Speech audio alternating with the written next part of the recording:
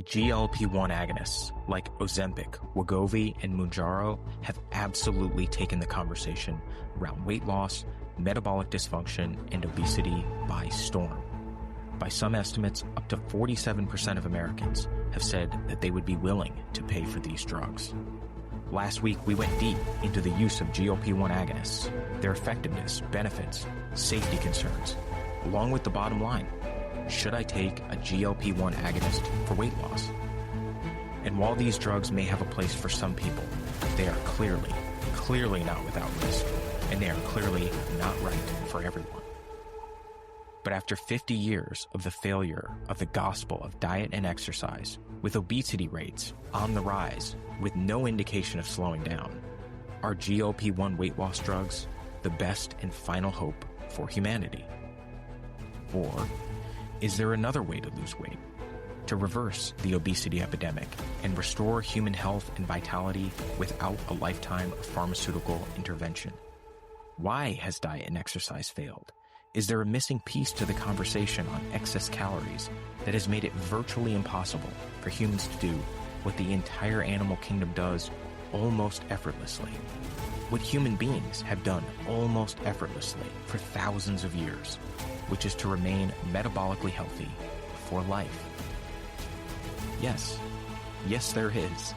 Last week, I made a big claim when I said that I would connect the dots on why diet and exercise has failed, why you and me and so many millions of Americans have struggled to reclaim the radical health that is their birthright, all without the use of GLP-1 agonists.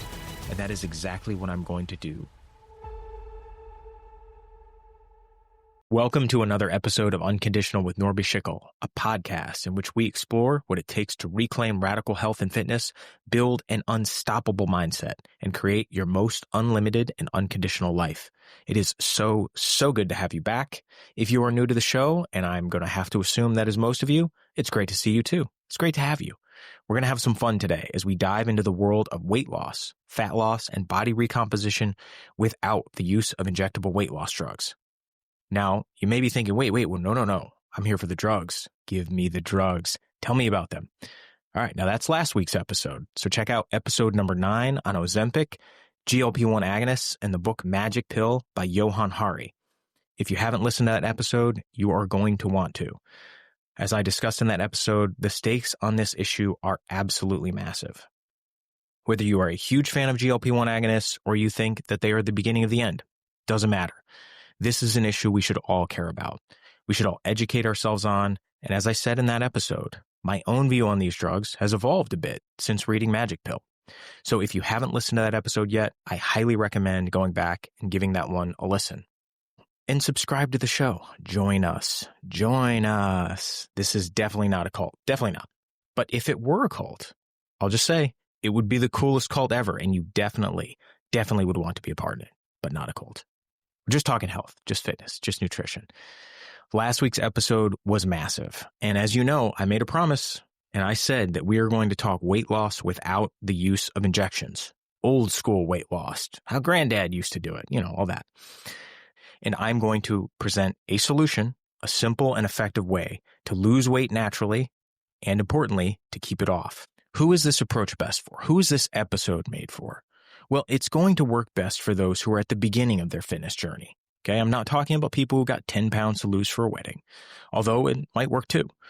But what I'm really talking about is people who have tried the diet and exercise thing, they've monitored their calories, they've tried exercise on and off, and it hasn't worked. Or it's worked a bit, but then the weight came right back on. People who might be considering GLP-1s, to be frank, right? GLP-1 agonists like Wegovy, Mounjaro, Ozempic, right? And my sense is that you know who you are. And if you know who you are, if any of that makes sense to you, then this episode is for you. Now, I've said before, and I will keep banging this drum, that I am a stakes and context kind of a guy. I'm a junkie, all right? I admit it. I got a problem. I love the stakes. I love the context. Why? Why is this the case? Because I find that this is what is most often missed in conversations of importance. It is wild to me the number of times that you listen to a debate or a discussion it's almost as if understanding somehow weakens their position, right? And that's just completely wrong, right? Like eyes shut, hands on ears, just nah, I can't hear anything. And to me, that is just, it's such a mistake. It's such a mistake. I get the temptation, but I come from a school of thought in which the minimum standard for weighing in is that you can clearly articulate the other position. I did study rhetoric in college, and going into a debate, the goal is that you are more familiar with the other side's position than they are, right? That your ability to articulate their position is so good that you could make their case better than they could. Does that happen all the time? No, of course not. But that's the goal, right? That would be the ideal. That would be the gold standard.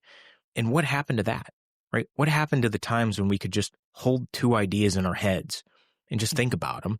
Two opposing ideas. You don't have to agree. They're not going to infect you, but you can keep that idea in your head and ultimately come to a decision that makes sense for you. But I have a strong suspicion that I am preaching to the choir, right? You are here because you want the context too. You want the stakes. You're not interested in, quote, winning a debate, but in discovering what is true and understanding that true or truth might not be singular. Multiple things might be true at the same time, and that is fine. We'll all be fine. Isn't that better, right? Isn't it lighter? I think so. All right, so let's get into it. And as I said, we have some overlap in the context and the stakes from last week, but we got to add one more. The last bit of context here, and it is a big one, a very big one. So I hope you're ready. Okay, so first, as we discussed last week, we are living in the midst of an absolutely unprecedented, meteoric, stratospheric rise in the rates of obesity and diet-related disease, with no reasonable end in sight. In the 1970s, approximately 1 in 8 adult Americans was obese. Today, that number is nearly 1 in 2. Nearly half of the adult American population went from normal weight to obese in the last 50 years. Okay, let that sink in for a minute as we review the fact that the rates among children, a group with essentially no obesity historically, have seen rates climb from around 5% in the 1970s to over 20% today. That is a 4x, fourfold increase in nearly 50 years. That's insane. Absolutely insane. Now, if this were merely about aesthetics, self-esteem, mobility, the impact to human health would still be enormous. But it is much, much more than that. According to the experts cited in Magic Pill, obesity is strongly associated with some 200 disease patterns, from type 2 diabetes to arthritis to even mental disorders. The situation is incredibly dire, and it would appear to be only getting worse. Since the recording of my last episode, a brand new study was published by Mass General, arguing that if you account for biomarkers other than BMI, right, just the standard waist height measurements, right, that make up BMI, and you look at things like body fat, particularly, sort of the visceral body fat, the fat around the organs, the number of obese Americans is likely closer to 70%. 70%. Now, is that number correct? I don't know. I'll be honest, that number does seem high to me. However, there is no doubt that the situation is bad. As we hammered home on our last episode, and can I just say, I love that phrase, hammered home. I don't know why. I think I've always just liked it. But as we hammered home on our last episode, the best that the scientific and medical community has had for the last 50 years was the gospel of diet and exercise. Eat less, move more. Calories in, calories out. Law of thermodynamics. If we could just exercise a little bit more self-control, if we could just put down the fork more often, lace up our running shoes more, this entire problem would just go away. But we're fat, we're lazy, we lack discipline. It's our fault. It's your fault. It's my fault. Up until now. And now, as was the focus of our last episode, we finally have another incredibly effective solution, GLP-1 agonists. And whether your feelings are from booster to skeptic, you would have to admit that these drugs work, and they work incredibly well for some people. In most cases, users can expect to lose somewhere between 5% and 24% of their body weight in an incredibly short amount of time, relatively effortlessly. But also, as we discussed, these drugs are not without side effects and not without risks. both known and unknown, and these risks range in severity from nausea and saggy skin to increased risk of cancer and negative impacts on the brain. Johann Hari outlines 10 key risks in his unbelievable book, Magic Pill, which I highly recommend. And in addition to exploring those risks, we discussed in our last episode my big three, the big three risks that I see with drugs like Ozempic, GLP-1 agonists, with respect to human health, both from an individual standpoint as well as from a societal standpoint. And it also should be pointed out that these drugs are not appropriate for everyone. Those with a history of mental issues, suicidal thoughts, and those with a history of thyroid issues, just to name a few. In the last episode, we explored maybe the number one question to GLP-1 agonists like Ozempic, Wegovy, and Mounjaro. Should I take GLP-1s for weight loss? And given the rates of obesity that we've discussed, and we will continue to discuss, and given the percentage of Americans who have said, quote, they'd be willing to pay for these drugs, which is around 47%, at least according to one survey, this is an absolutely critical question. My own view is that there is likely a small number of people for whom these drugs are likely worth giving a shot, but that number is likely nowhere near 47% of the adult American population, not even close. I'm talking about people here who are severely obese, suffering with very acute mobility and quality of life issues, people in the final decades of their lives, not in the beginning, right? Certainly not kids. There is a big, big difference, in my opinion, in signing up for what is likely a lifetime of pharmaceutical intervention when you are 60 versus when you're 16. Night and day in my mind, but definitely check out that last episode for the full discussion. Although the results in these early stages of the drugs have been incredibly impressive, it should be pointed out that a minority of people, these drugs don't work. They don't result in any weight loss. A number that I've seen a few times is that it's around 14%. I believe this actually comes from the Novo Nordisk trial itself. But that 14% of the participants that attempted to use the drugs for weight loss saw no results. They could be classified as non-responders. The drug just wasn't effective for weight loss. In a quick search into our friendly AI, ChatGPT, or nefarious AI, depending on where you sit, suggests that this number may actually be closer to 25 or even as high as 35% based on real-world data. And while this does mean that the drugs still are highly effective, there will be some percentage of people for whom the drugs don't work, even if they want to take them. Not only are there people who decide that the risks aren't worth it, there are people that even if they want to take them, they still need an alternative. They still need another option. For them, the drugs just don't work. Point number 3. As I said in our last discussion, I was honestly blown away by Magic Pill. It was way, way more than I expected. I was expecting a book about Ozempic, of course, and I'll be honest, one that was quite positive on the drugs, just given how early they are. And as someone who, in general, favors non-pharmaceutical solutions, right? Nutrition, movement, supplements, etc., my view on these drugs has evolved a bit since reading Magic Pill. But not only was this book much, much more nuanced and much more balanced, even on the narrow topic of GLP-1 agonists, but this book also thoroughly has wrapped its arms around the obesity epidemic and the crisis of metabolic dysfunction that a significant number of Americans are facing, both the cause and explanation as to why diets and exercise have failed, the issue of GLP-1 agonists, and a non-pharmaceutical solution to weight loss and sustained weight loss, a drug-free solution to reversing the obesity epidemic. Now, as I've said, is it all laid out neatly in a linear thesis? No, it isn't, but it is all there. And after reading Hari's work and other authors ranging from Dr. Catherine Shanahan, Dr. Weston A. Price, along with my own personal experiences, I think this book has it. I really do. And for these reasons, I feel compelled, maybe even obligated, to make this episode. This is an episode I never planned to make. I'm going to be honest with you. For most people who know me in my personal life, I am definitely not the type to give unsolicited advice. I know that sounds funny coming from somebody who started a podcast, but I'm just not that guy. I just don't. I'm a very much a live and let live kind of a guy. So for me, weighing in on this subject in a personal way, in a way that suggests I might have something to say that's unique to me based on my own experiences, and that might be helpful. It's just different. It's just different for me. But again, because of what I was reading from Magic Pill and a number of these other books, I felt obligated. I felt like I had to try to connect some of these dots that just hadn't really been connected in a very concise and linear way. But that's why I had to make this episode. And now the entire internet gets it. My unsolicited advice, not medical advice, just bro advice, friend advice on the subject of weight loss, fat loss, and maybe we'll even throw in a little bit of body recomposition. But I think we'll have to save a lot of the body recomposition stuff for another episode because we got a lot to cover. Now, in the last episode, we explored 2 arguments, 2 claims in detail.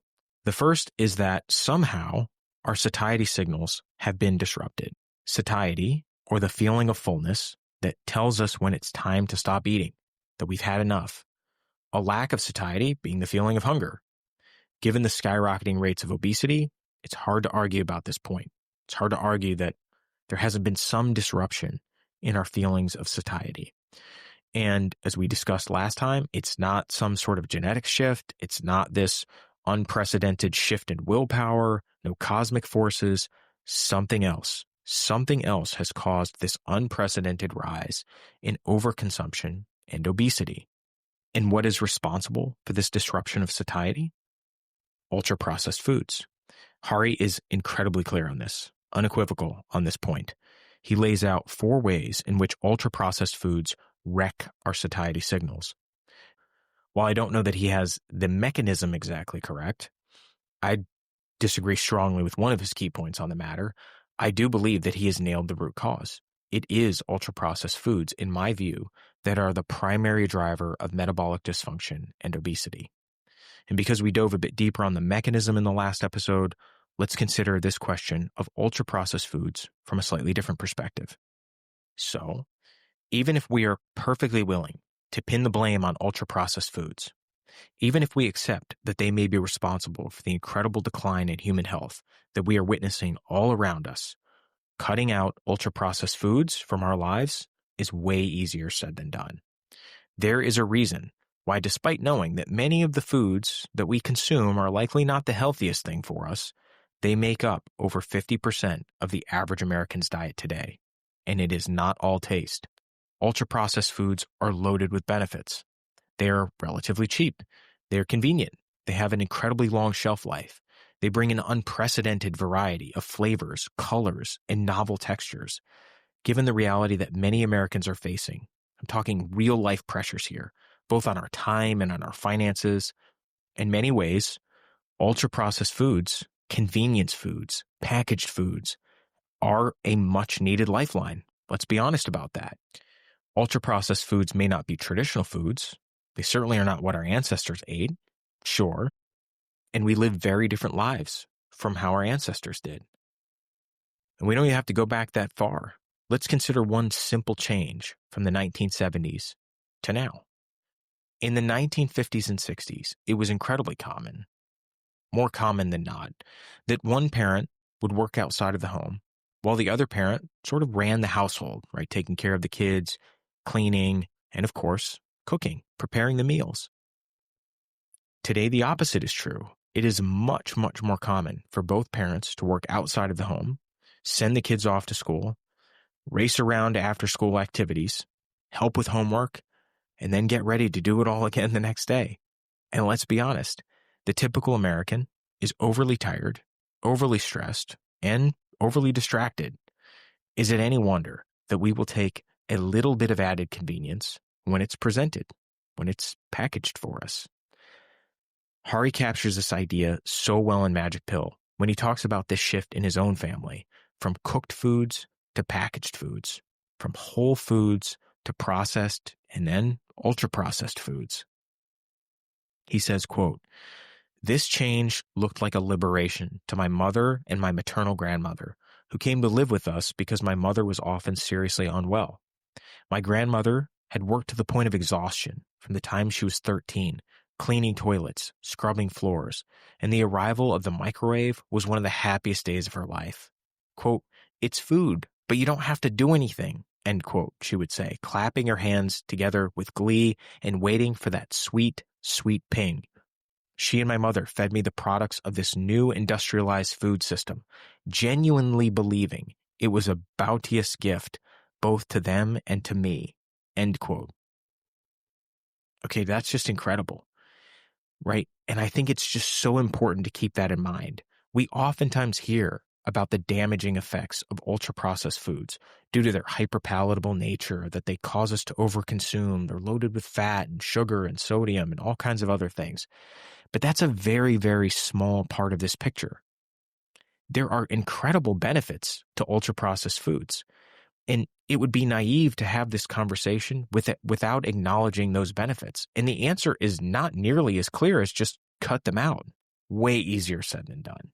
Okay, for many, many reasons. And one reason is because they are just so darn good on many, many levels.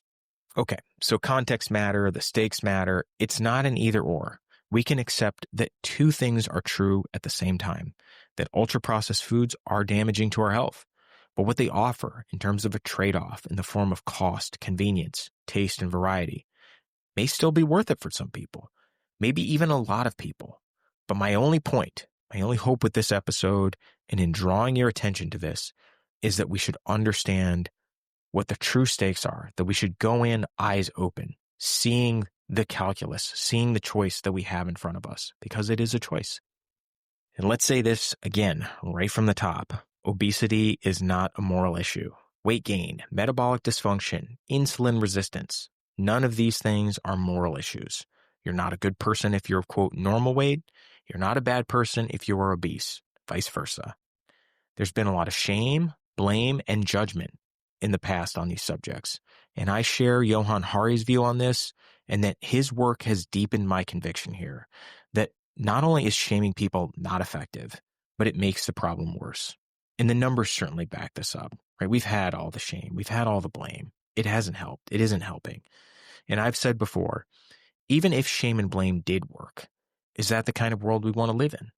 One in which we shame people for things that contain absolutely nothing to do with right and wrong, good or evil? Not me. Absolutely not.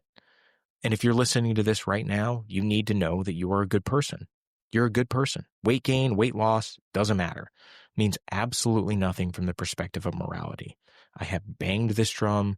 I'll keep banging this drum because it is that important. Do you want to bang the drum too? Let's do it together. It'll feel good. Just bang that drum. And I'll say this too. I get the temptation to feel some shame, some frustration, some confusion on this subject, especially if you or a loved one has struggled with something that the experts have told us has a fairly simple explanation. You lack self-control. You don't move enough. It's your fault. Now, this may come as a surprise to people who know me, but I've had my own struggles with weight at various times in my life. I was chubby as a kid. I think the polite term that was used was husky. I grew up going to a very small Catholic school. And while I probably was not considered quote-unquote obese compared to many kids today, I was definitely on the chubbier side of the spectrum. And I did experience some of the teasing, some of the shame, some of the judgment. Okay, I can laugh about it now, but I will tell you an embarrassing story.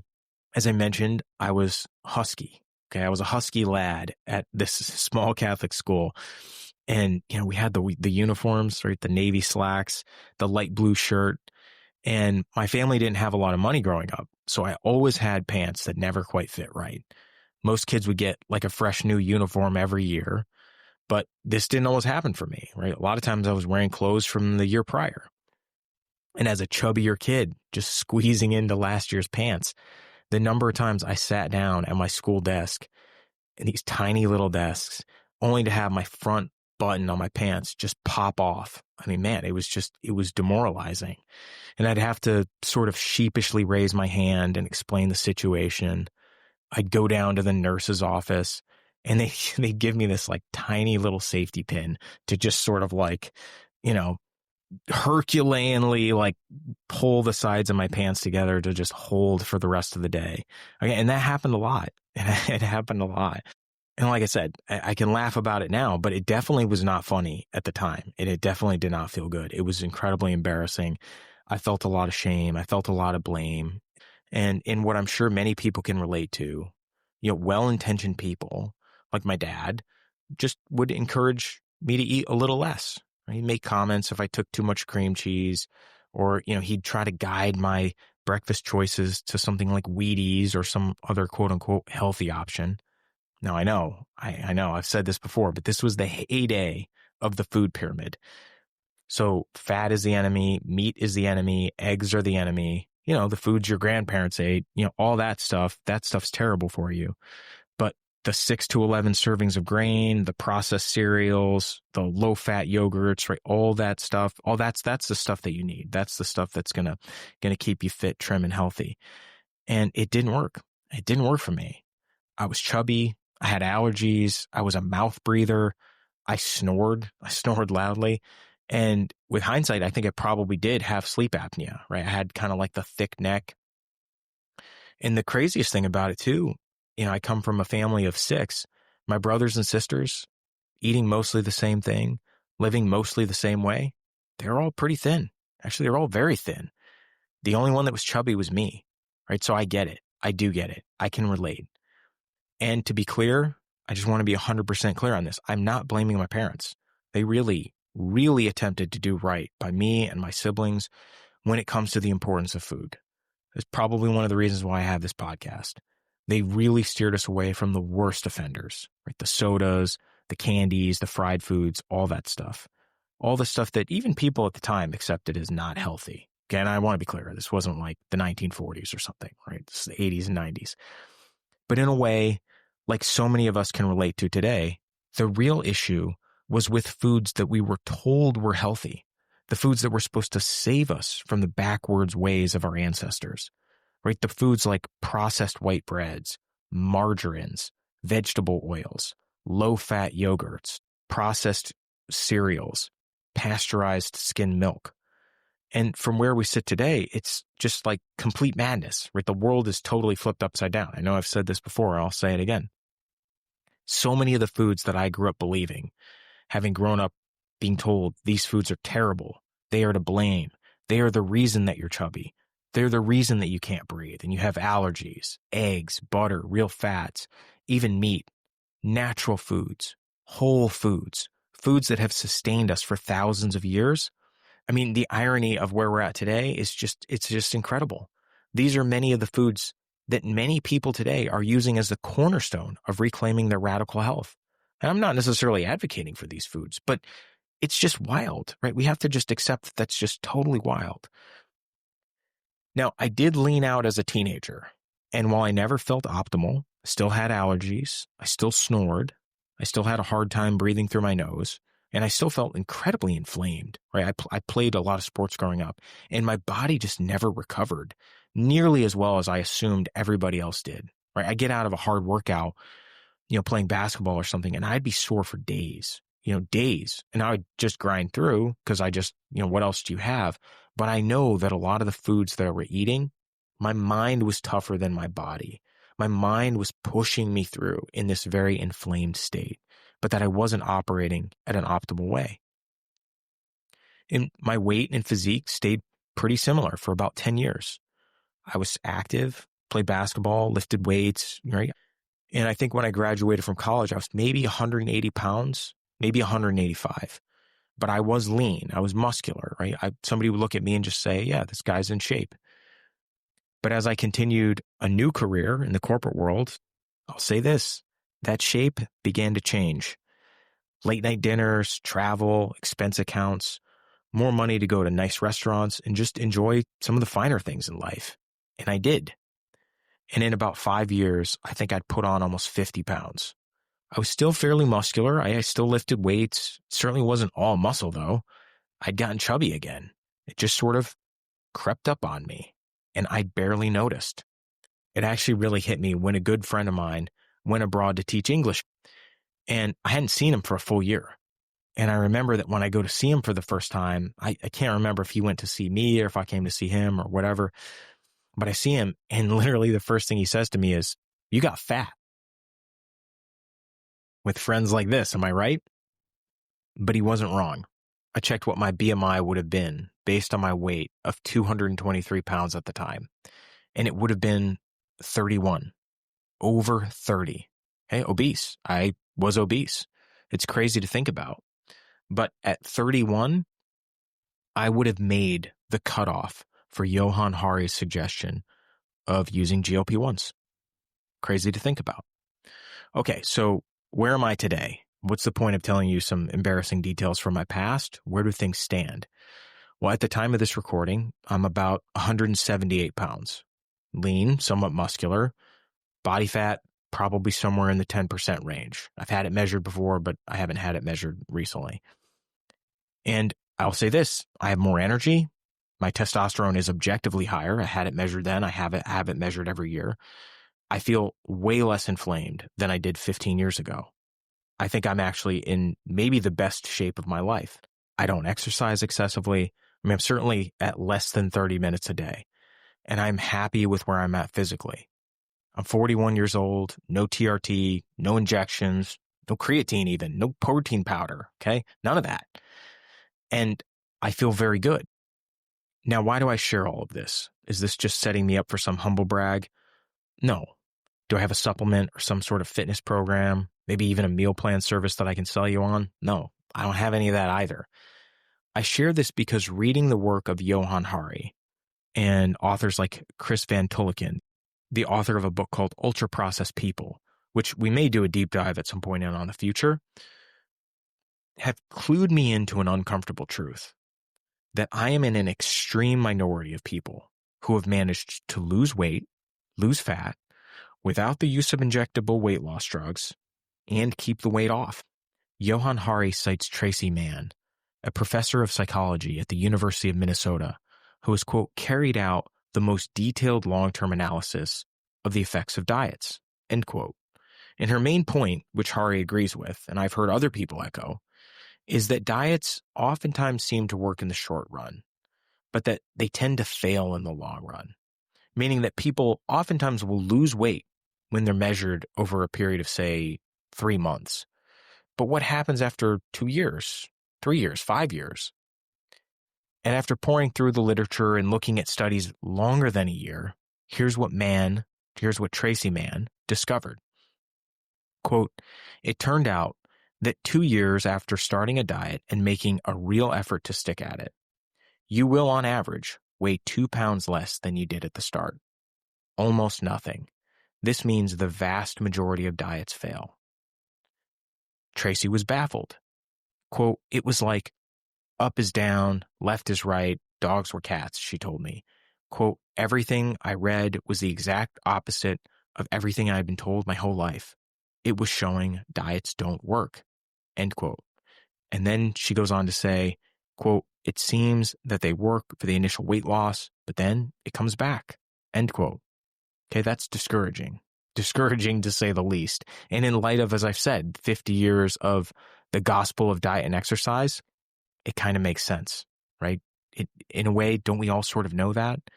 If diet and exercise, the way it's been practiced, was working, we'd see the rates going the other way, right? They've just climbed. This point, among others, has caused many people to conclude that diet and exercise do not work as a means of sustained weight loss. And here's the thing. I think these people are largely right. Despite what I just told you about my own experience, about my own weight loss experience, in large part, I think the track record of diet and exercise is terrible. And I think we should have great reason to be skeptical. You should have great reason to be skeptical about what I'm about to say, too.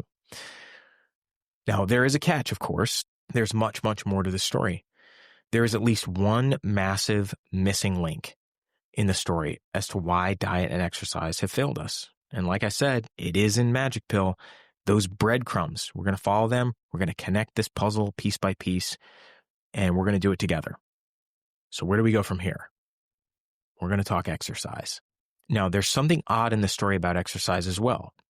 And that is this idea that exercise might not help you lose weight. Okay, so diet might not help you lose weight. Exercise might not help you lose weight, right? This is getting cartoonish.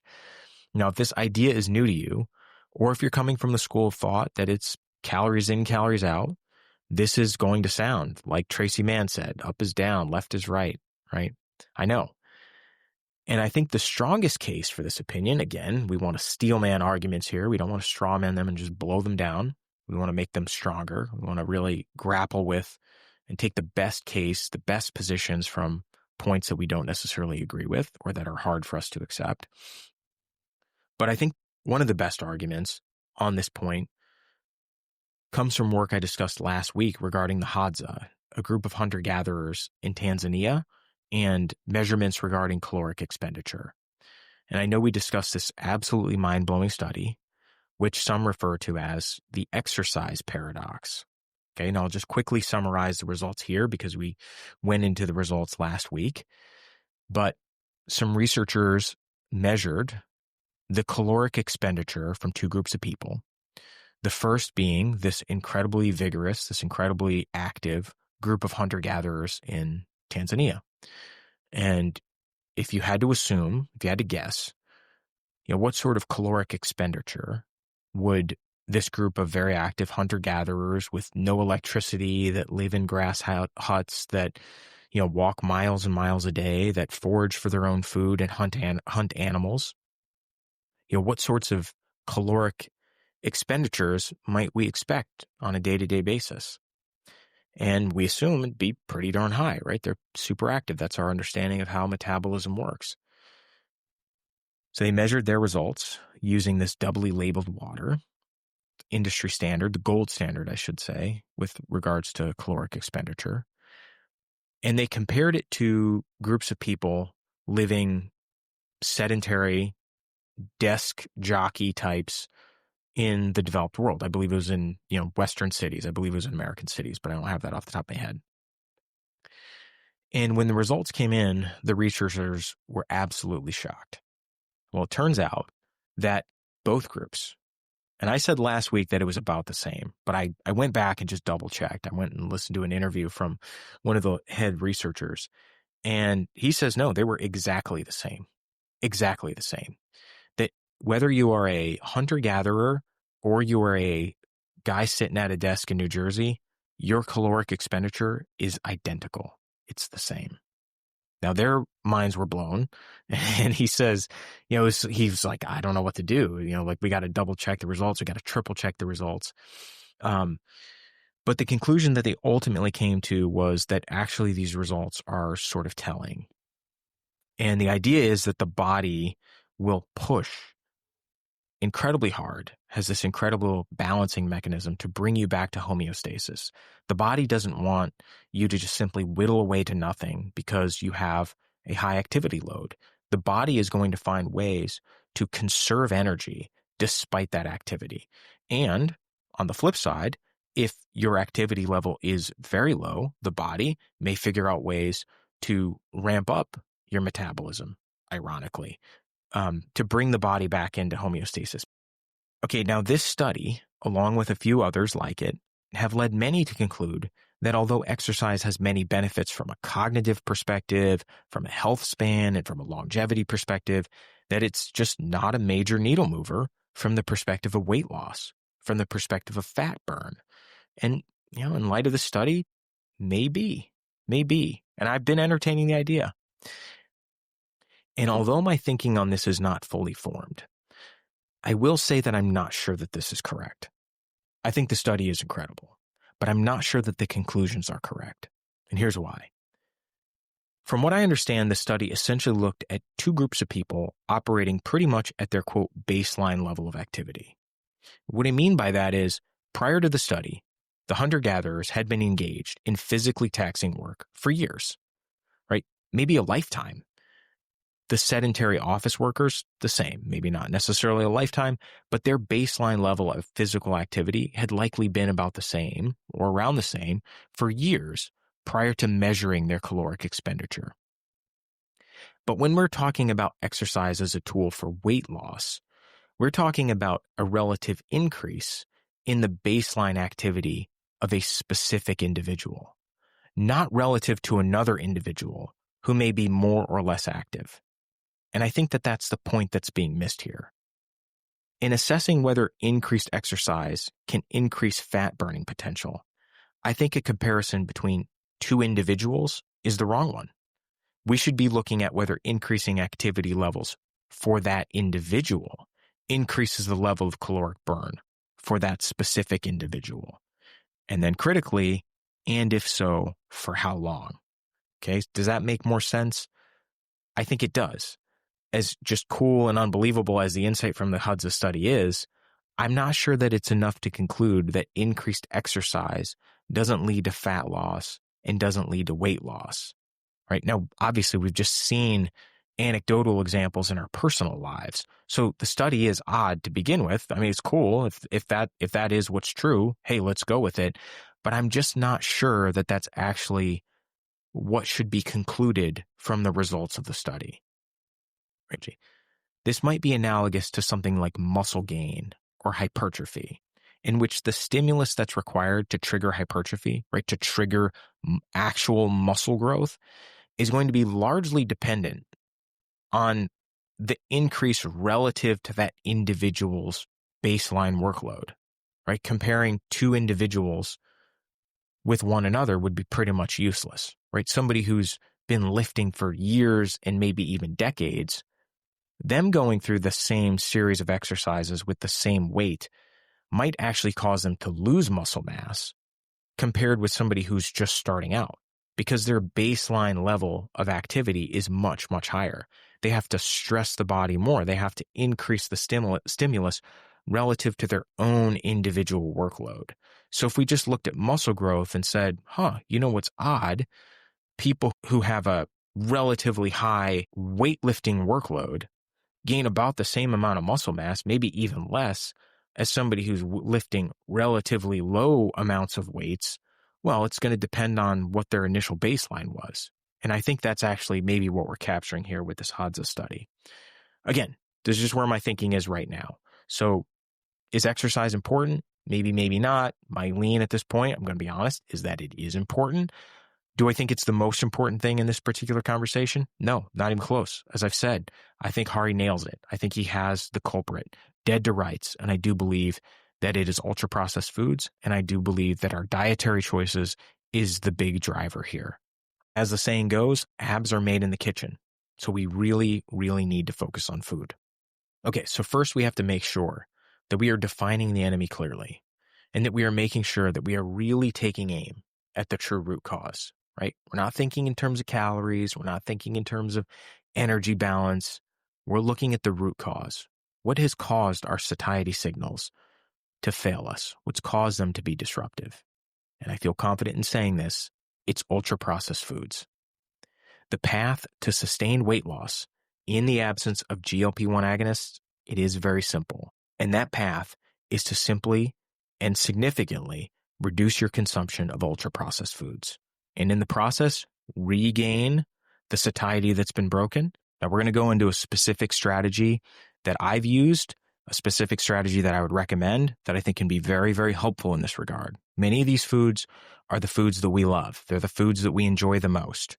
And I'm going to talk about 2 ways in which you can make the switch and make the switch fairly easily. I'm not going to say it's effortless, but I am going to say that you can make the switch fairly easily. Any meaningful reduction will result in benefits from a weight loss perspective. The more that you can reduce your consumption of these ultra-processed foods, the better, the more effective your weight loss and more sustainable your weight loss will be when you measure it over a period of years. I think many people, many diets fail because they make the mistake of going extreme, meaning they extremely reduce calories, which is problematic, or they cut out specific foods, right? They cut out carbohydrates. We've all seen people that have lost weight on the ketogenic diet, carnivore diets. The issue is, can those diets be sustained over a period of years? It's not just the nutrient factor here. There's a social component here. That's at least as big a challenge. The fact that when we go out to eat with friends, maybe you're carnivore, but maybe they aren't. Maybe you're keto, but maybe they aren't. It becomes incredibly difficult socially. And while we can lament that, if there were an opportunity to restore our satiety levels, if there were a way to bring back this natural feeling of fullness, the feeling that whole foods get us, right? Remember Susanna Holt from our previous episode and the work that she did in uncovering which foods really signal satiety. And what she discovered, what she found, is that it is the foods that your grandparents ate, right? Whole foods, it's real foods, right? So it's not just that ultra-processed foods drive over consumption, that they're hyper palatable.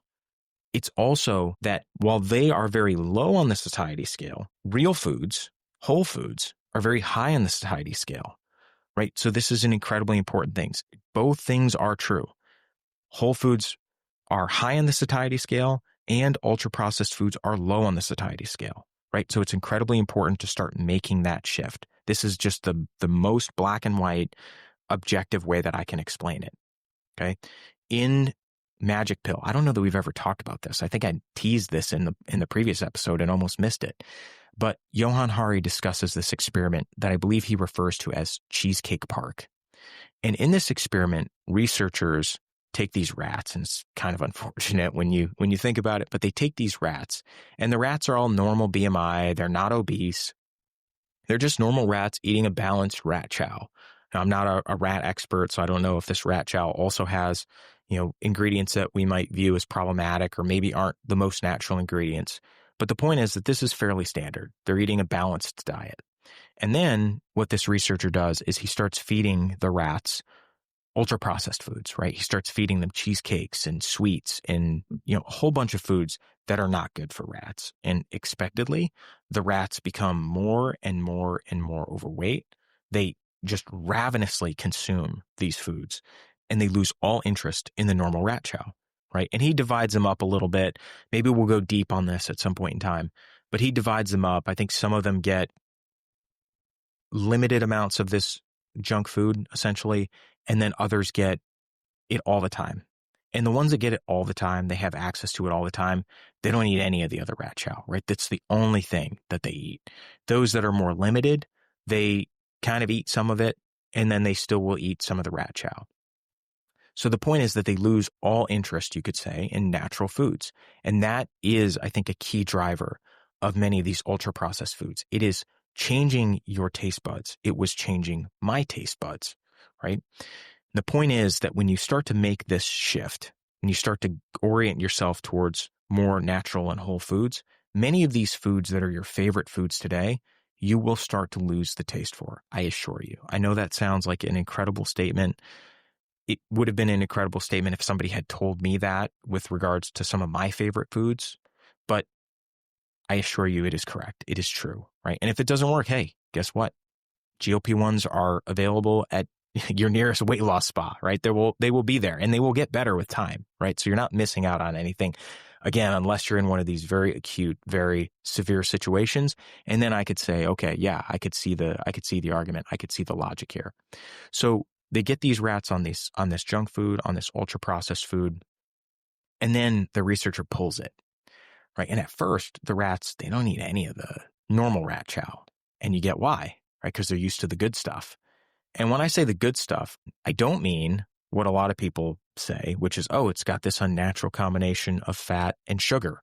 Again, you put a dish of milk in there, and I don't think you'd get the same results. You can take the fattiest, whole, raw milk from whatever animal you want. I don't think that you're going to get the same result. I just don't. And we know that, at least in humans, that's not the case. But after a while, the longer these rats go without access to these hyperpalatable, ultra-processed foods, gradually their taste buds reorient, they lose the weight, and they go back to eating normal rat chow. That's what we need to do here. We got to go back to eating normal foods. We are living in this cultural and nutritional experiment where we have taken these novel foods with novel ingredients that have never been consumed by humans until recently, and we've all started eating them. And not only did we eat them, we've started making them a major component of our diets. Just go back to eating what was working before. And as I said before, this is easier said than done. I think the biggest, most underrated aspect of this is the fact that it is socially difficult. Okay. Do calories matter? Sure, they do matter, but there's some conflation here, right? Because the fact that calories may matter is confounded by the presence of ultra-processed foods, because ultra-processed foods do drive overconsumption. They do drive consumption of excess calories. Okay, now why do I say this with confidence? And I'm going to talk about Brazil, and I'm going to talk about the work of a guy named Kevin Hall to make this point. So first, ultra-processed foods. I've used this term a whole bunch, and I've never defined it. And most people never define it. And I'm going to remedy that right now. I'm going to give us a working definition of ultra-processed foods. And right from the very beginning, I've got to say it's not a perfect definition. It's not a 100% objective definition. And that's going to be something that bothers people. And maybe for good reason. And that, I will say, is probably the number one critique of even the concept of ultra-processed foods, but certainly of this framework that I'm going to introduce. But I would also like to point out that this is a logical fallacy. Just because there's no objective measure doesn't mean that two categories are useless. Okay? And what I mean by that is just because we may not be able to clearly define with a black and white, with a clear line in the sand, what makes an ultra-processed food versus, say, a processed food, what makes a whole food from a processed food or a minimally processed food. Just because the line is not 100% clear, 100% objective, doesn't mean that the categories are worthless. And I'll bring this home with an example, as I mentioned. I don't know what this fallacy is actually called. Maybe I should have looked it up. But in college, I heard it referred to as, beard heap pile. Okay, it's a weird one, I admit, but beard heap pile. So what is the difference between somebody who has stubble, let's say, and somebody who has a beard? Right? Clearly, there's a category of somebody who's clean shaven, freshly shaven, a man's face, and then somebody who has a beard, right? So you think somebody who's, just totally clean shaven, and then you've got somebody with like a Gandalf beard, right? Clearly, one guy has a clean shaven face and the other man has a beard. And then let's take that same clean shaven man and fast forward 24 hours. And he's got, a little bit more than what was called a 5 o'clock shadow. I don't know if people still say that. My dad used to say that. But he's got more than a 5 o'clock shadow. You run your hands over his face, or he runs his hands over his face, and you've got some stubble. Okay? Now, clearly, that man is no longer clean shaven. He's got stubble. And if you were to say, compare him to the guy with the big wizard's beard, you'd say, no, these are two categories of facial hair. One category here is stubble. The other category here is a beard. Now, when is this magical point when stubble becomes so long that it becomes a beard? And there is no objective point, is my point. There's no obvious, clear, we all agree on definition that says, yes, this facial hair has now gone from stubble to a beard. Clearly, there is a point, and at the extremes, it's quite obvious. Are there going to be some points in the middle where there's more of a gray area? Yes, of course. Does that mean that the categories are worthless from a distinction standpoint? No, of course not. Okay. And that's what I think is happening here. When people make the criticism of these categories of foods, classifying them into what we'll discuss are 4 categories, this 4-category framework referred to as the NOVA framework, I think they are falling for this logical fallacy. Okay. That's my 2 cents here. So let's keep that in mind. Reasonable people can disagree. Okay, so let's talk about these 4 categories, referred to, as I mentioned, the NOVA framework. Oh, okay, so I should probably talk a little bit about where this framework comes from. There's this group of researchers in Brazil, and they really deserve the lion's share of the credit in being among the first to attempt to define ultra-processed foods and study and document the impact. They came up with this framework for classifying foods into one of 4 categories, which they refer to as the NOVA framework. Okay, so 1 is ultra-processed or minimally processed foods. So things like fruits, meat, vegetables, milk, even grains, okay, rice, etc. These are unprocessed or minimally processed. That's category 1. Category 2, these would be processed culinary ingredients, oil, butter, salt, sugar. Category 3, these would be processed foods. So that would be, surprisingly, canned vegetables, cheese, freshly baked bread, okay, canned tuna. So that's a little surprising, probably different than the definition that many of us have. When I think of processed foods, I don't typically think of tuna, canned tuna, but according to this definition, that would put this food into the processed category. And then the final category is ultra-processed. And this ranges from foods that are commonly understood to be unhealthy, like candy bars, sodas, and chips. But it also includes, importantly, many foods that we might think are actually healthy. Most commercial salad dressings, protein bars, breakfast cereals, plant-based meats, and even many gluten-free foods. Okay? So what makes specifically a food ultra-processed based on the NOVA framework? And according to them, ultra-processed foods are industrial formulations made mostly or entirely from substances extracted from foods, oils, fats, sugars, starches, proteins, or synthesized in laboratories. So that would include your flavor enhancers, colors, emulsifiers, sweeteners, etc., with little or no intact whole food remaining. Okay? These are designed to be convenient, they're hyperpalatable, they're shelf-stable, often marketed aggressively and consumed in place of freshly prepared meals. So if a food like diced tomatoes or canned tuna or canned beans are processed foods, let's just really think about that for a second.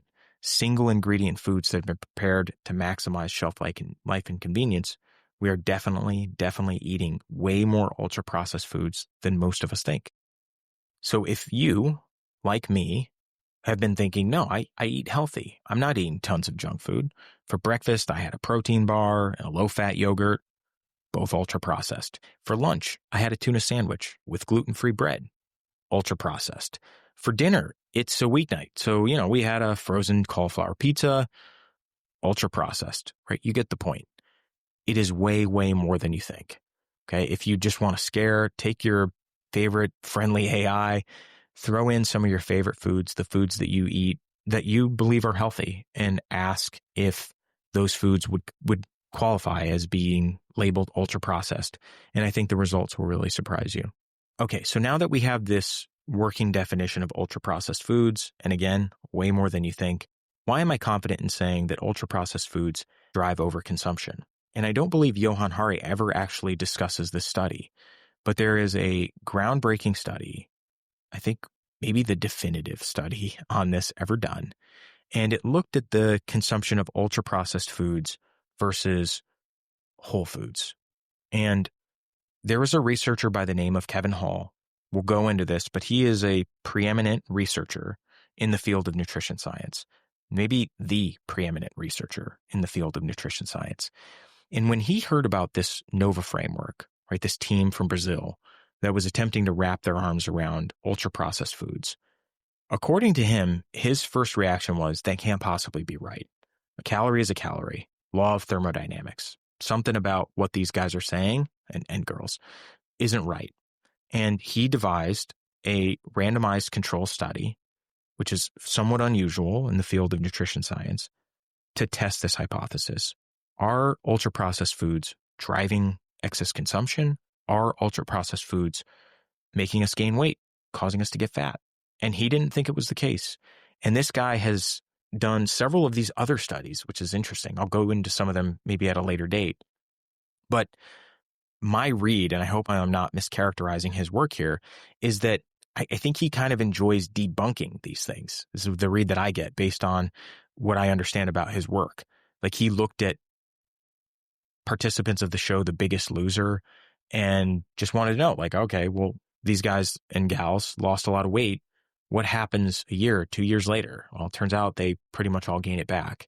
Another one was he challenged the whole, I think it's the carbohydrate insulin hypothesis, right? This idea that carbs are what's making us fat. And he did a study on that. And we'll go into that one because that one's a big one too.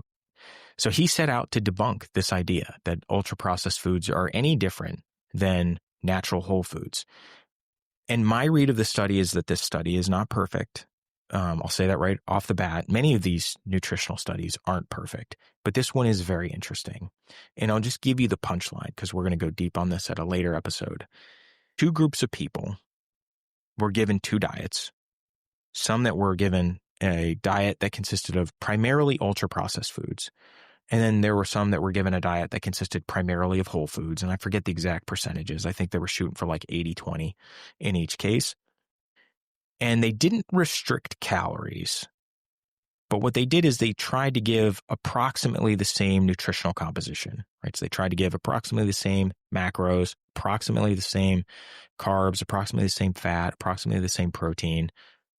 And what I guess Kevin Hall was very surprised by, and I think this again indicates maybe where he was going and what he was trying to do here, but he was very surprised to see that those that were eating the ultra-processed diet, the diet that consisted of primarily ultra-processed foods, ate quite a bit more, something like 300 plus extra calories per day as compared to the whole foods group.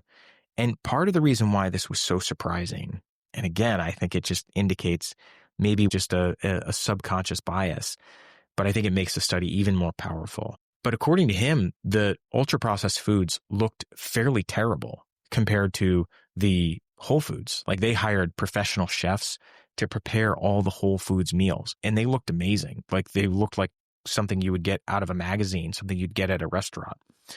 Very tasty, very good looking, really quality food. And the ultra processed food, by comparison, wasn't like, I don't know, some pizza from your favorite pizza shop or something like this. It was like Spam sandwiches, right? Just the blandest looking, the dullest looking, not exciting, but it just wasn't what you're thinking when you think ultra processed food, right? There wasn't, like big bags of Chick-fil-A being brought in.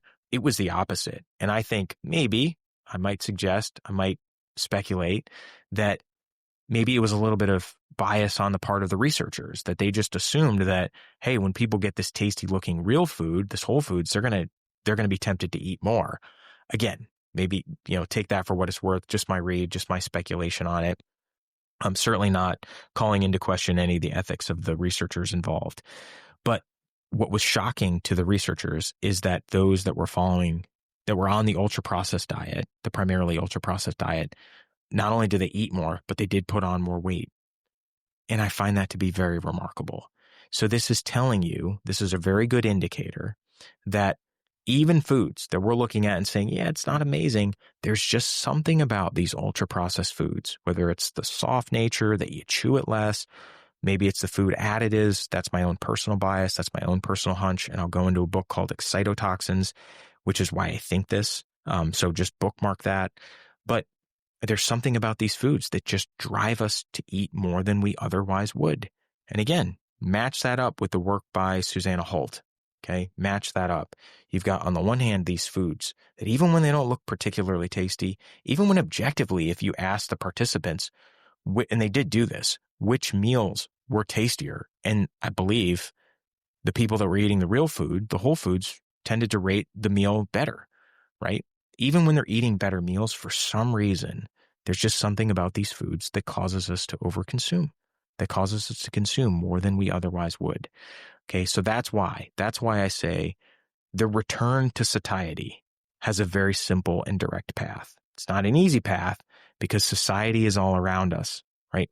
Our wives, our kids, our friends, and, again, real world pressures, real world time, real world need for convenience. I totally get that. But we want to be very, very clear about what the quote unquote enemy is here. Again, there's no moral condemnation of these foods, but we want to be very clear about what the issue is.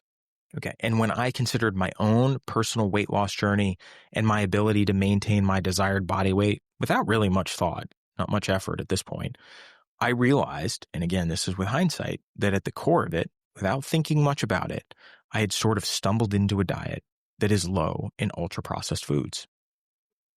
Now, instead of turning this into like a 5-hour episode where I go through I'm not going to do that. Okay. But what wound up happening through a series of steps is I wound up with a pattern of eating that was incredibly low, or at least very, very low, in ultra-processed foods. Now, am I some sort of an outlier? We've talked about a couple of different studies here with rats, etc. Am I some sort of a genetic freak? Maybe just some hyper responder to the ills of processed foods? So in my case, removing them led to this uncharacteristic sustained result? No, I'm not. All right. And that's part of the reason why I made this episode, is because it's important to connect these dots. That's why. And I am not that special. Okay. This would I feel confident in saying this is going to work for a good number of people. And part of the reason why I say that is Johan Hari's work when he discusses what's going on in Japan. Okay, as we discussed in our last episode, we teased in this episode, Japan is the only nation to get wealthy without getting fat. And apparently at one point in 2008, the government in Japan noticed a slight uptick in the obesity rates in the country. So they introduced a controversial law. I believe I'm saying this correctly, but it's the Metabo law. I think it's probably like the close to the English equivalent of metabolism, but that's how it looks like it's spelled. But essentially what the government started to do is they started to pressure employers with the threat of fines and I think other punishments to bring their employees sort of back in line, right? To get their waistlines back in line. And I will say, I would strongly disagree with the method here. Johan Hari says the same. He would strongly disagree with the method. I don't think this would fly in the United States, just absolutely not. But I would like to point out some incredibly important aspects of this approach that did work and is working in Japan. So essentially the approach involves two simple things. One, consuming more whole foods and minimally processed foods. And two, walking. Okay, now there is some tracking. There is some gamification here. And by tracking, I mean tracking of steps. And Hari talks about like how in certain offices, they're encouraged to take a photo of their meal and upload it to a company group. I don't love all that. I'll be honest with you. I don't think this is a moral issue. I don't like the social pressure aspect of it. I just don't think it's necessary. To me, the reason why this has worked in Japan is because they have the mechanism right. They are not super focused on calories in per se, which has been the gospel in the United States and many other places in the developed world for 50 years. They are more focused on real whole foods. Foods, again, which we pointed out time and time again, promote feelings of satiety. And it would appear that this happens in large aspects of Japanese society. Right? Hari tells a story of visiting a school in Japan and how after the law change in 2008, each school was required to hire a chef to plan, source, and prepare healthy cooked meals, fresh meals from whole foods. And apparently this is an incredibly important and prestigious job. And the foods that these kids are eating, especially when you compare them to what the kids are eating in, say, the United States, it's night and day. Hari, I guess, goes around to one of these schools and wants to see this firsthand. And he's just blown away because what the kids are eating, most American children, most children from, say, the UK would completely turn their noses up at it, right? It's fish, it's seaweed, it's rice, it's vegetables. He's talking to individual kids and they're saying how their favorite food is salad. They're encouraged to try different things, to expand their palate. And all the kids, I guess, or I shouldn't say all of them, but the presentation of the meal, I should have started with this. I just totally butchered it, whatever.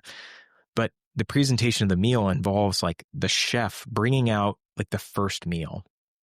And that meal is presented to the principal of the school. And the principal of the school in front of everybody takes the first taste of the food. And there's some ceremony involved.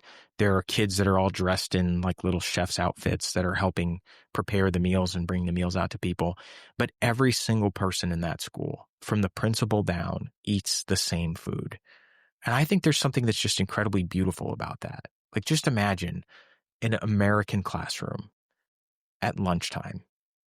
And imagine instead of the, kids sitting over their fried chicken fingers and French fries and, juice box or soda, with maybe a processed dessert, they're sitting in front of real, fresh foods that have been prepared by a human being that's not in a factory somewhere 1,000 miles away, but is somebody that knows them, somebody who cares about them, somebody that is involved in that school, who's gone out and sourced those ingredients and has thought deeply and intensely about the meal and the flavor profiles and encouraging, these young minds to expand their palates. I mean, that's just, it sounds hilarious. It sounds hilarious to an American because that just wouldn't happen. Not yet. I mean, I'm bullish. I'm optimistic about the future, but that's not our reality right now. It just isn't. And the results speak for themselves in Japan. As I've said, they're the only country to get wealthy without getting fat.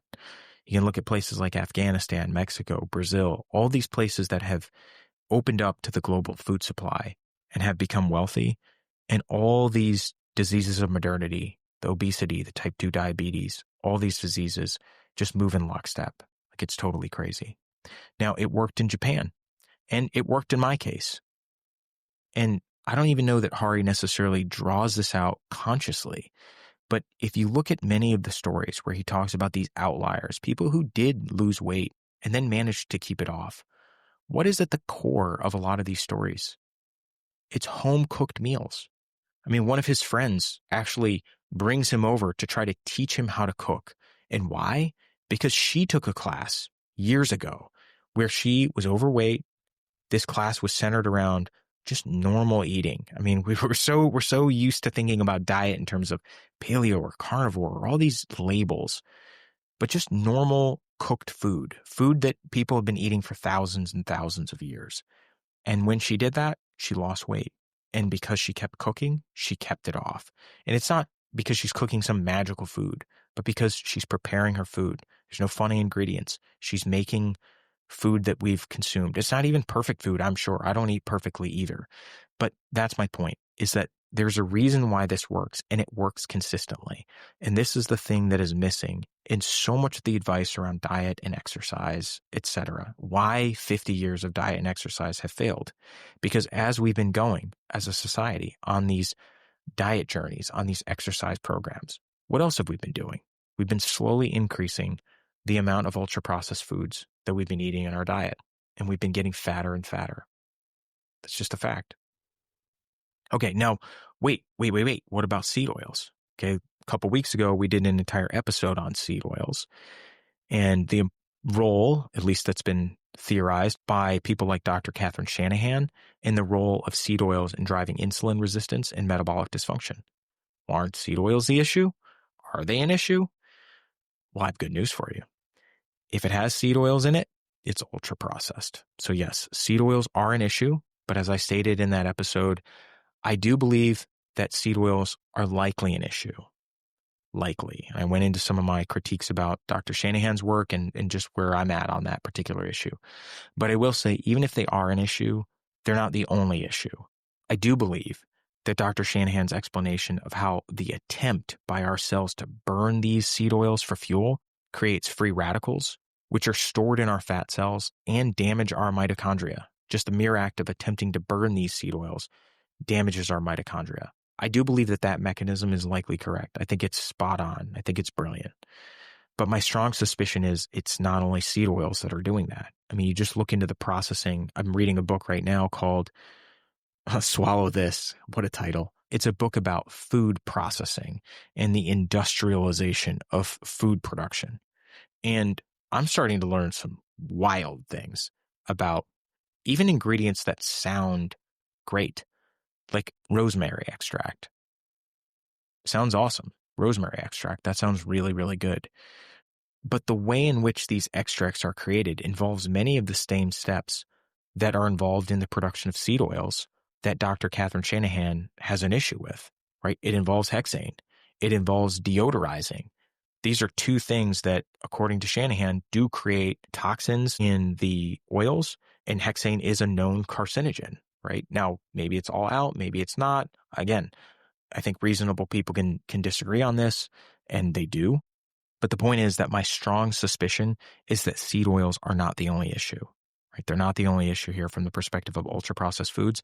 And while I love Dr. Shanahan's mechanism that she describes, I think there's probably more feeding it. I think there probably is. Good news and bad news. My hunch is that they're additives, right? These industrial ingredients and the processing of all these, what I believe is something like 10,000 GRAS substances, generally recognized as safe substances, that are allowed to be used in food processing without being added to the label. Yeah, I think we're going to discover that they also limit our body's ability to burn fat, and they damage mitochondria in the process. That's just my hunch, but that's where I'm at on it. So to me, the best way to think about what has caused the problem, what is causing the problem, what is making these diets fail, what's making most diets fail. And people, even if they do succeed in losing some weight to gain it right back, is that we haven't clearly and totally encompassed this issue. It isn't calories per se. Yes, ultra-processed foods, as we discussed from the work from, say, somebody like Kevin Hall, will cause us to consume more calories. Many studies have pointed to this, rats, humans, etc. These foods wreck satiety for sure, but my hunch is that we're going to see that the bigger impact is on our mitochondria and microbiome. Okay, so this is all well and good, but what does this mean practically? How do I go about cutting, reducing, or even eliminating ultra-processed foods? Now, maybe you've done a quick check on your favorite foods and you've discovered with shock that, unfortunately, I'm right.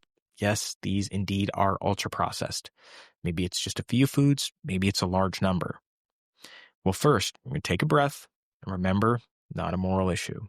So changing this or not doesn't make you a good person, doesn't make you a bad person. Continuing to eat ultra-processed foods, some, a little, none, no judgment, no shame, no worries. And I do mean that. But again, this is just a conversation about effective, not effective. If you are confused about the subject of weight loss, if you've tried something and you would like to see results and you're not getting those results, I'm betting this is at the core of it.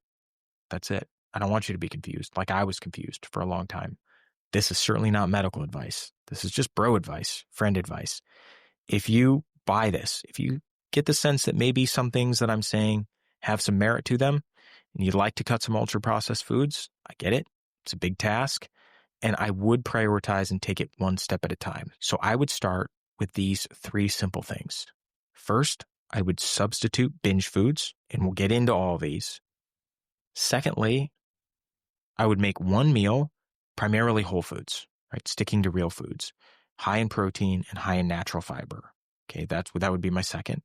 And then the third, and this is simple, and it's important, and it dovetails and builds on the experience of people in Japan, builds on my own experience and the experience of many other people who have done the same, is that I would go for a 10-minute walk after your last meal before bed.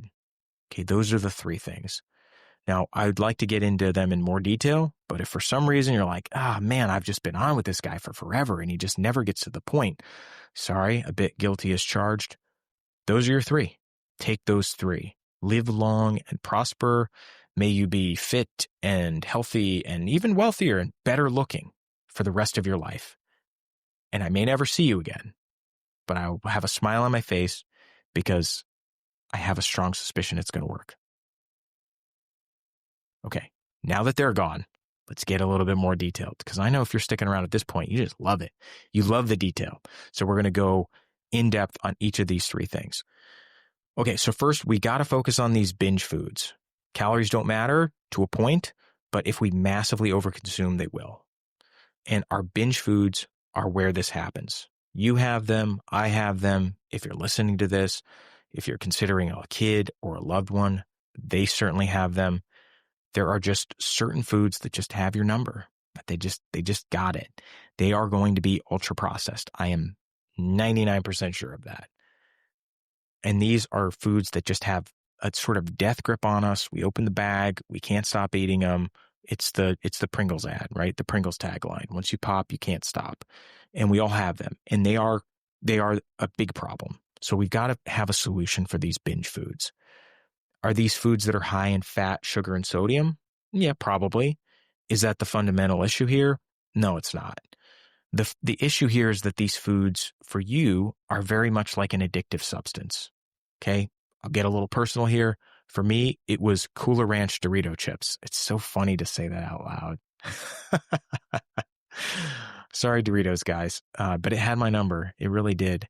And the second one, and again, I'm sorry, but it was Trader Joe's dark chocolate peanut butter cups. Definitely not picking on either of these 2 brands, but they just had my number. And if I ate either one of these 2 foods, I was going to consume the entire package in a very short amount of time. Just being honest. Now, why these 2 foods? And like I said, I don't know. My hunch is that it has something to do with mitochondria and microbiome. We can get into speculating, just sort of guys around a campfire at some point in time, as to what my own personal suspicions are in this case. But that would be my hunch. But for some reason, it's just enough to say these two ultra-processed foods just lit up my brain, lit up my body in a way that no other foods did. I can say with confidence that I was addicted. So how do we break this pattern of addiction? How did I break this pattern of addiction? And what has worked for other people too? How do we release this death grip that these foods have on us? And we are going to talk about substitution, but it's going to be substitution with a caveat. Okay. I'm not saying you were eating Cooler Ranch Dorito chips before and now instead here's some cucumber slices. It's never going to work. It didn't work for me. It wouldn't work for anybody else, right? Because you're going to be thinking about that. What I'm saying is we're going to simply substitute for a less addictive option. Less addictive being key. I didn't say healthier. I said less addictive. Healthier would be ideal. Fewer ingredients, less processed, that would be ideal. We should definitely shoot for that. But less addictive is the most important point. And because this is subjective, it's going to take some honesty. We can use my example, Cooler Ranch Dorito chips.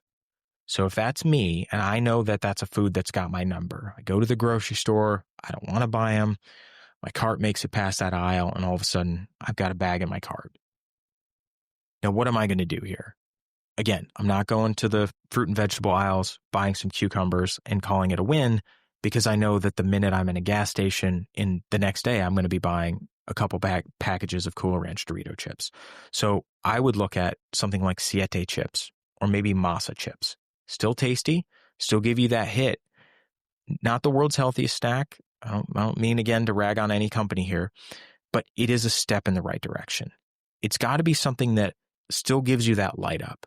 But for whatever reason, and it could be something that, again, it might even be going from a Cooler Ranch Dorito chip to something worse.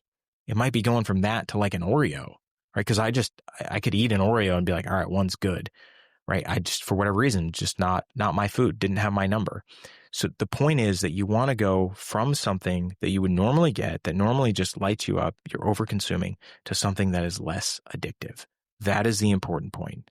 It's not about the calories. It's not about any of that. It's about breaking this cycle, breaking this pattern of addiction, breaking the habit of consuming something and feeling like you just have no ability to set the bag down, to close it, to, say, all right, yeah, I don't need to eat the whole thing. Okay. And I'm talking for personal experience here, like I said. The key is that we are targeting the habit of binge eating. And in my experience, and in the experience of many people that I know, it's not quote unquote food in general. It's a few foods specifically. And we're going to use that to our advantage. Okay. So I talked about chips. Let's go back to chocolate, my Trader Joe's dark peanut butter cups. I'm going to look at something else like Who chocolate bars. Still very tasty. Again, not saying anything objectively here. This is my subjective experience. But for whatever reason, the Who chocolate, I think it's a bit healthier. I don't think that's controversial to say. And it didn't have my number. It doesn't have my number. I can eat one and just be good with it. I can eat a couple and just be good with it. I don't need to consume the entire package. Now, let's acknowledge, why is this going to be hard? Well, because the foods that you're going to substitute are, one, probably not as rewarding as the foods that you're used to, your binge foods. But the other reason why is they're going to be likely a bit more expensive, especially if you're attempting to choose a healthier option. And the quick way to choose a healthier option, to just know that you're moving a little bit in the right direction, I should say, have confidence that you're moving a bit in the right direction, is just look at the ingredient count, right? If it's got seed oils in it, find the avocado oil version of it. If it's got, 20 ingredients, shoot for the one that has 5, shoot for the one that has 3, and you're going to be moving in the right direction. But that comes with a cost, and I mean monetarily. Typically, the cleaner the food, the more expensive it's going to be, if you're talking about foods within the same category. Not controversial. And I will just say this. Americans on average spend significantly less money on food, but significantly more money on healthcare. Other countries, the numbers tend to be flipped. Now, there are many reasons for this. This is a very, very simple statement, but just take that with you.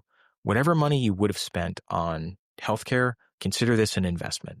It's not going to be a huge amount different, but it will be a little bit different. And at a time period when we've got inflation, we've got all sorts of food insanity, I know that this might be a big ask. Okay, but these binge foods, if we're looking back objectively, if you were giving bro advice, friend advice to a friend, you would say, hey, really, these foods aren't serving you. If you can substitute foods eventually that are serving you, it's going to be much, much better. That's the goal. I know that this sounds hard to believe, but if you do this, if you can remove these foods for long enough and follow a few other things that I'm going to lay out, you're not going to miss these foods. I know it sounds crazy, but you're not going to miss them. Okay, so let's get to point number 2. Create one meal per day focused around unprocessed or minimally processed foods that are high in natural protein. I'm going to emphasize that word, natural protein, fiber, and ideally high in nutrient density. And if it's a food that's high in natural protein and fiber, it's going to be high in nutrient density. Okay, so ultra-processed foods being the enemy, they are the cause of the problem. Then nutrient-dense whole foods are the solution. Okay, note the difference here. We're not talking about cutting calories. We're not talking about cutting out meat, any category of foods. We're not talking about cutting carbs. We're not talking about cutting fruit, cutting any other natural unprocessed foods. We're not talking about intermittent fasting. No time-restricted eating. Not at this point. Can those strategies work in some cases? Of course. Have I done some of that? Sure, absolutely. But we're talking about a situation in where you are considering a GLP-1, so your BMI is at least 30, and by my calculation, it would be a lot higher than that, but you're considering GLP-1. You're not looking to lose 10 pounds for a wedding, but obesity is having an acute effect on your day-to-day existence. You don't need to do any of those things. And I would actually recommend you shouldn't do any of those things. My strong suggestion would just keep it simple. Keep it focused on one meal, cut out those binge foods, substitute those binge foods, start slowly working your way down the addiction scale. And then the second thing would be, let's focus on one meal per day, breakfast, lunch, or dinner, and let's substitute in a high in natural protein, high fiber, nutrient-dense meal. Now, which meal should you pick? My strong suggestion would be breakfast. Most people, if they do eat breakfast, they eat it at the house. Way less likely to be tempted by a coworker's choice, by social pressure, etc. My experience also is that people tend to be way less emotionally connected to their breakfast. It's kind of a throwaway meal for a lot of people. So consider making this substitution for breakfast. If you don't eat breakfast, eat breakfast. Start with this. Okay, get rid of that protein bar, get rid of the low-fat yogurt. They're both ultra-processed. Get rid of the enriched healthy cereal. It's ultra-processed. If you are making a stop at a fast food place on your way to work or a donut shop for breakfast, definitely make that switch. Now, what should you eat instead? I've said this before. I'm not in a, quote, specific pattern of eating camp. I've been in camps before and I'm out of it. I'm out of the diet wars. That maybe will be another episode. But you have carnivore options, vegan options, and anything in between for whole nutrient-dense foods. Okay? Plenty of nutrient-dense foods across the plant and animal kingdom. And I will say you're going to have to watch the sauces. Lots of sauces are loaded with seed oils, especially the vegan ones. So just keep it very simple. And again, this is only one meal per day, 7 meals a week. If you can't do 7, do 5. Right? But we're talking one meal a day. It's practically a throwaway. Plenty of people don't even eat breakfast. Okay? And you're half asleep anyways. So what does it really matter? Here's the good news. Unlike most weight loss advice, don't cut the amount you're eating for this meal. Actually, I want you to eat as much as you want. Ideally, you'll eat more. Probably more than you think, because you want to fill up on these foods. These are the foods that are going to give you the feeling of fullness. They're going to restore that satiety. So the higher percentage of food that we're going to eat, the more that we can drive our nutrients from these foods, ideally first thing in the morning, ideally as our first meal, that's how we're going to restore those satiety signals. You've got foods like meat, fish, dairy, eggs, fruits, veggies, rice, beans, tempeh, tofu, lentils, nuts, rice, potatoes, right? There's a ton of options here. And these are just to name a few. Nutrient-dense, balanced meal. Make sure that you're accounting for fiber. And I don't mean putting a little Metamucil or whatever that powdered fiber is. I'm not talking about that. I'm talking carrots, broccoli, fruits, vegetables, even brown rice. Those are the kinds of things that I'm talking about when I say high in fiber. Now, importantly, the goal is not rapid weight loss. The goal is sustained weight loss. Again, most diets fail. They don't fail 3 months in. They fail years in. We want to make sure that that doesn't happen here. So how do we account for that? It is consistency. Consistency is the superpower here. It's what's working in Japan. It's what worked for me. It's what makes this totally doable and makes this something that you can sustain for years, which is what you want. You don't want it to be hard. You want it to be something that you can sustain for years. So if we keep it simple, if we have a couple of options that we can tolerate, doesn't have to be the world's greatest meal, but something we can tolerate for weeks and months at a time, our ability to stick to this goes way, way up. And that's ultimately what matters. What matters here is that it's something that we can stick to. Hint, hint. Hence the 3 simple things. One of the key aspects of this very, very simple 3-step strategy, that's a funny thing. 3-step strategy. Yeah, let's stick with that. One of the important things here is that it's so simple. The barrier is very low. It is designed to be something that you can stick with very easily. Are you going to mess up sometimes? Yeah, maybe. Is it a big deal if you do? No, it isn't. There's tomorrow. We just don't make that a new habit, right? That's the important thing here. Now, why does this work? Well, because these foods help restore satiety, protein, fiber, fat. I'm talking about the natural kind here. This is what nature intended as the signal for fullness. This is nature's GLP-1. It is. Okay, so 3. I want you to go for a 10-minute walk after your last meal prior to going to bed. Now, we said that exercise might not help you lose weight. And maybe, as I've said, the jury is still out in my mind. I lean towards exercise does help. As I mentioned, I'm just not sure that analysis, as exciting and cool as it is, I'm just not sure that that's correct. But either way, walking after a meal has long been used as a means of controlling blood sugar. It's used for women with gestational diabetes. It's part of the quote-unquote secret of how Japan managed to get wealthy without getting fat. And I'll also just point out, I'm a big fan of traditional cultures, and I did study a bit in China, and they've got this incredible history of idioms. They're like these, I guess they're kind of like sayings, and they've got some really good ones.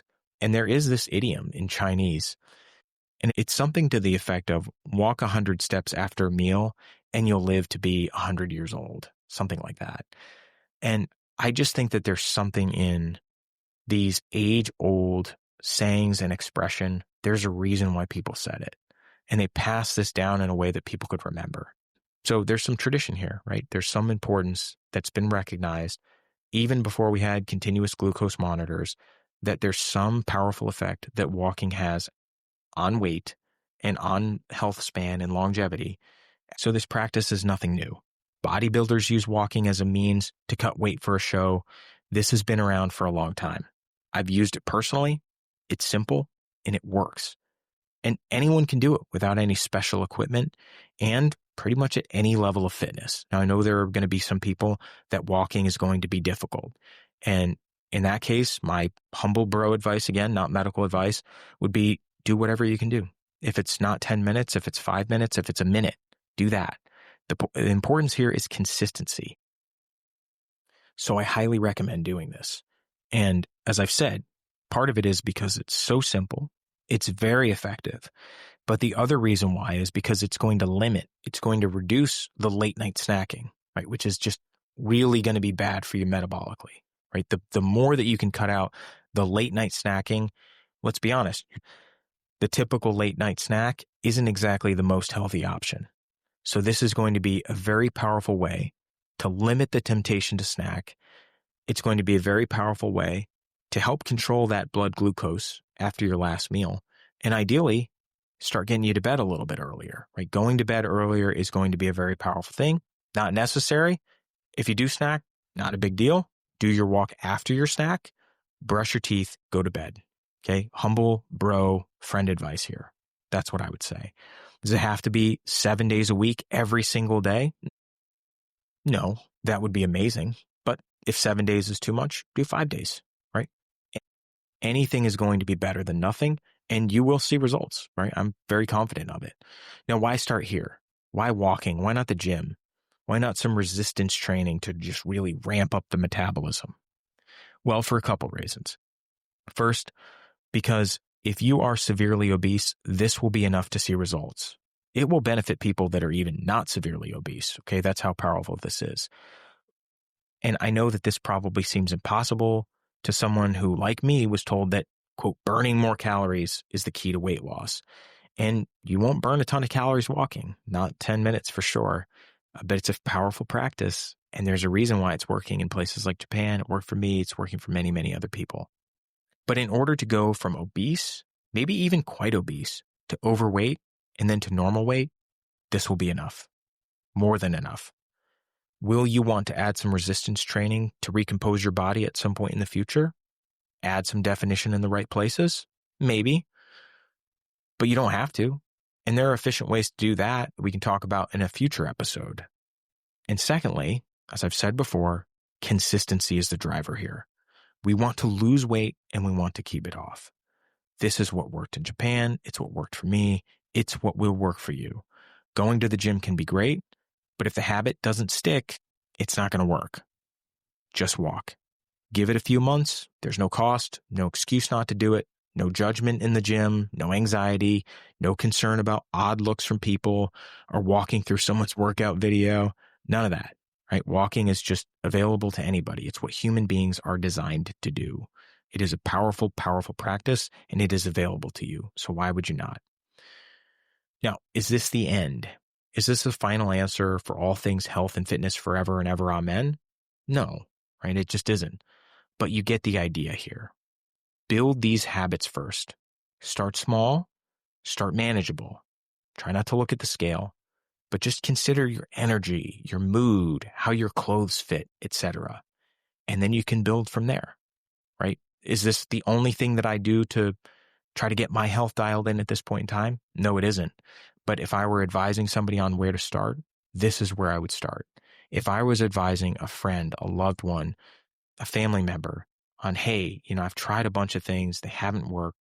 I'm considering GLP-1 agonists, but honestly, I think I'm going to give it some time. I'm not sure. Maybe the risks are specific to me, or maybe they tried them and they didn't work, right? I mean, that's what, 14, up to 14, maybe even as high as 35% of people. Where would I start? I would start with these simple 3 things and let consistency be your driver. Is this the only way to do it? No, it isn't. But it is another tool in the toolbox, and it's one that has worked for many, many people, including myself, and I believe that it will work for you too. Wow, that was a long episode. For an episode that I never planned to make, but I enjoyed it. I enjoy all these shows. I hope you do too. If you are enjoying this show, and if you're here by some miracle, at the very, very end, please like, share, and subscribe on Spotify or Apple Podcasts or wherever you like listening to podcasts. Doing so will really help me grow the show into what I know it can be. These topics are incredibly important, and I am so, so honored to be able to put out content on a subject that has fascinated me for decades. Thanks, and I'll see you next week.